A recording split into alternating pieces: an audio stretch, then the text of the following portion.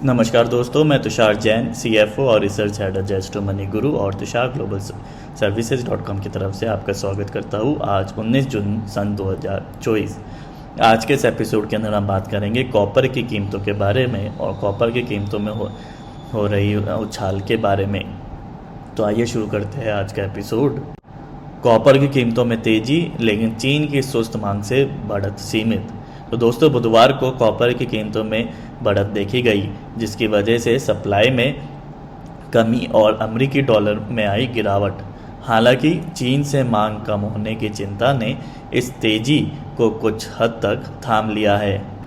London metal exchange LME में 3 महीने वाले कॉपर का भाव 3 महीने के कॉन्ट्रैक्ट में कॉपर का भाव लगभग 0.5% बढ़ लगभग आधा प्रतिशत बढ़कर $9,719 प्रति मैट्रिक टन हो गया है। वही शंघाई फ्यूचर्स एक्सचेंज यानी कि SHFE में जुलाई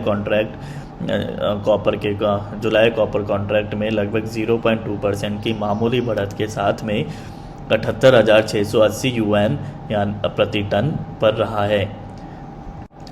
दोस्तों, खबर निकलकर ये भी आ रही है कि एंग्लो अमेरिकन ने घोषणा की है कि चिली के लॉस ब्रॉन्सेस खदान में अगले साल कॉपर उत्पादन में लगभग 1/3 की कमी आने की उम्मीद है। इसकी वजह से प्रोसेसिंग प्लांट में होने वाले मेंटेनेंस शटडाउन हो गया है और सप्लाई में इस कमी की आशंका ने कीमतों को ऊपर जाने में मदद की है। इसी के साथ ही चीन दुनिया में कॉपर का सबसे बड़ा उपभोक्ता जैसे कि हम सभी जानते हैं, लेकिन वहाँ से हाल ही में आई आर्थिक आंकड़ों में निराशा हाथ लगी है। कीमतें रिकॉर्ड ऊंचाई पर पहुंचने से चीन में कॉपर की खपत भी कम हुई है।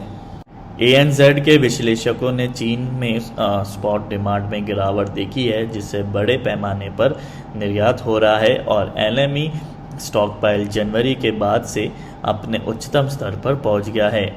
स्टॉक पाइल में यह बढ़ोतरी मांग को लेकर चिंताओं को बढ़ा रही है।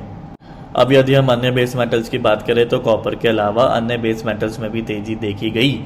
LME निकल में मामूली सी 0.1% बढ़कर $17,310 प्रति टन रहा।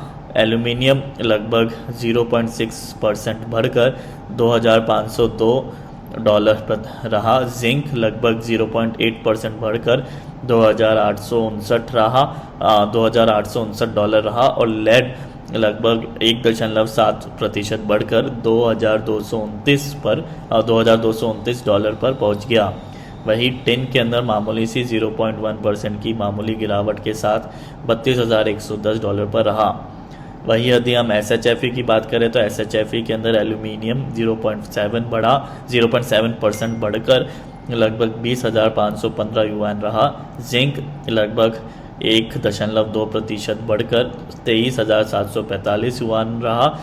टिन लगभग 0.2% बढ़कर 2,67,890 युआन रहा और लेड लगभग 2.5% बढ़कर 19,365 युआन पर पहुंच गया।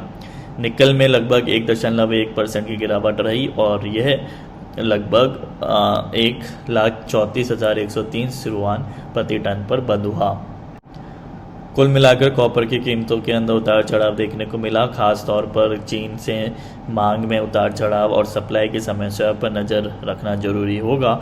और आगे बेस मेटल्स के अंदर कॉपर के अंदर क्या हो सकती है, तेजी या फिर मंदी, उसके लिए आप हमसे हमारी पेड सर्विसेज के लिए भी संपर्क कर सकते हैं। हमारे कॉन्टैक्ट डिटेल्स डिस्क्रिप्शन और वीडियो के ऊपर उपलब्ध है। दोस्तों, आपको यह वीडियो पसंद आया हो तो इसे लाइक और शेयर ज़रूर करें।